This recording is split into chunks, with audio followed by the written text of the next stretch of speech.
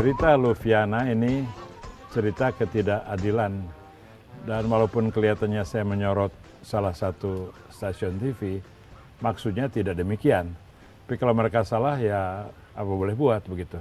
Konsentrasi kita sebetulnya adalah bagaimana Luviana bisa keluar dari posisi yang terjepit ini dan bagaimana ini tidak terjadi pada orang lain.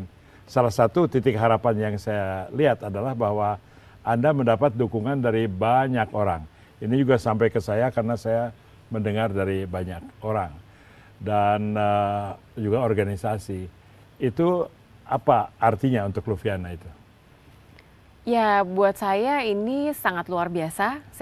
Saya mendapat dukungan dari kurang lebih 50 organisasi nasional dan juga organisasi pers. Macam-macam, ada NGO, ada organisasi pers, ada organisasi buruh, hampir semua organisasi buruh, organisasi miskin kota, perempuan, hampir semua memberikan dukungan.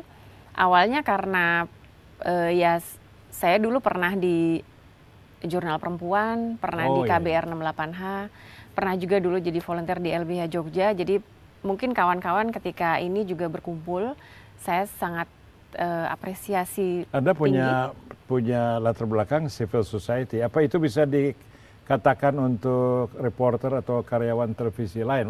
Background mereka sebetulnya bagaimana? Apa mereka secara alamiah itu lebih egoistik atau juga punya nurani untuk apa ya, untuk moral, untuk etika masyarakat lah?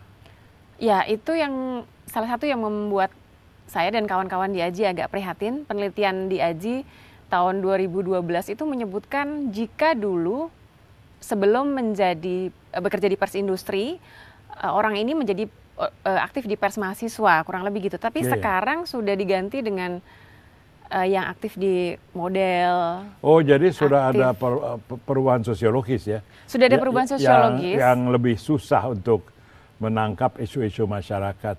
Iya, saya melihatnya begitu dan penelitian menyebutkan seperti itu. Jadi kalau saya tanya dulu kawan-kawan aktif di mana, kan ya kebanyakan angkatannya Mas Wimar atau angkatan saya masih lah orang aktif di pers mahasiswa.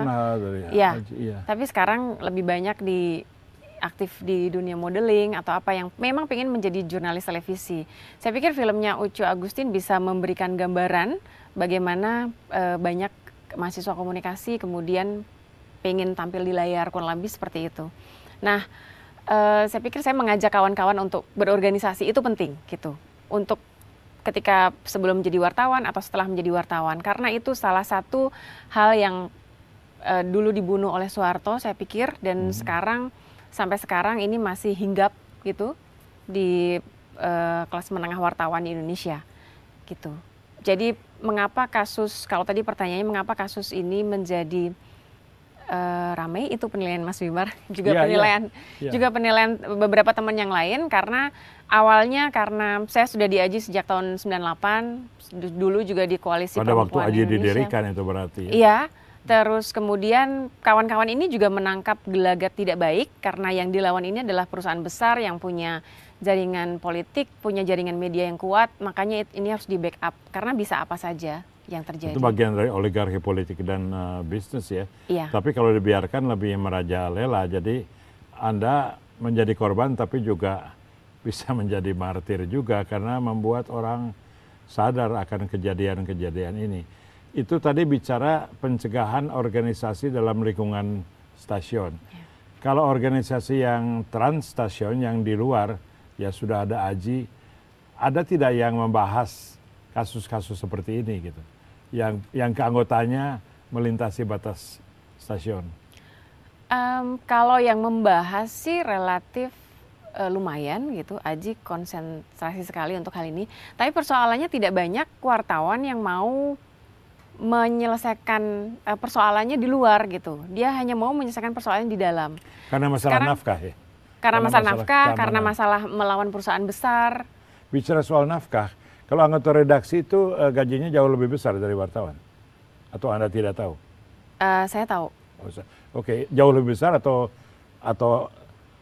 lebih besar banget atau lebih besar aja gitu? Lebih dari reporter sama asisten produser. Iya, sama redaksi. Oh, Kan sama redaksi nih pemimpin yang punya redaksi, tanggung- misalnya Iya, kayak gitu. iya. Kalau di Metro TV sangat jauh. Ada perbedaan kelas lah. Saya harus akui itu jadi bahwa itu elitnya ya. ada perbedaan kelas. Suka ada graduasi dari reporter menjadi redaksi, atau redaksi itu dari sistem kroni biasanya. Itu yang kita protes. Karena biasanya banyak yang memasukkan orang-orang kalau kita melalui tes. Saya 10 tahun dan selalu menjadi asisten produser, tidak naik-naik. Ketika kami mempertanyakan, juga ada banyak outsourcing di sana, ketika kami mempertanyakan itu, akhirnya kami di PHK. Terima kasih Luviana, kami sangat berterima kasih. Mudah-mudahan Anda bisa melanjutkan perjuangan Anda tanpa dikenakan ketidakadilan lebih lanjut. Mudah-mudahan juga saya tidak kena ketidakadilan itu. Tapi nggak apa-apa, kita harus memperjuangkan apa yang benar. Begitu kan para penonton? Ikutilah selalu Wimar Show, termasuk episode yang akan datang. Terima kasih.